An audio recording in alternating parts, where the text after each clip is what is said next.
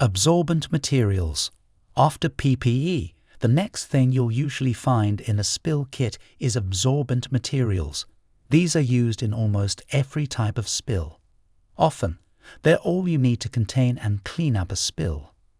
There are different types of absorbent material. Your spill kit may include absorbent granules, small grains that you pour onto a spill. They soak up the liquid after a few minutes. You can also use them to make a barrier around the spill. Absorbent socks, long flexible tubes filled with absorbent material. They're placed around a spill to stop it from spreading. Absorbent pads and rolls, like strong paper towels.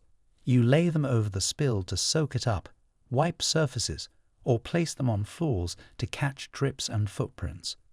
Absorbent pillows or cushions, used when pads aren't enough. They soak up larger amounts of liquid and can go under leaking machines or inside drip trays. Absorbent booms, large flexible tubes similar to socks but often used on water to stop oil from spreading.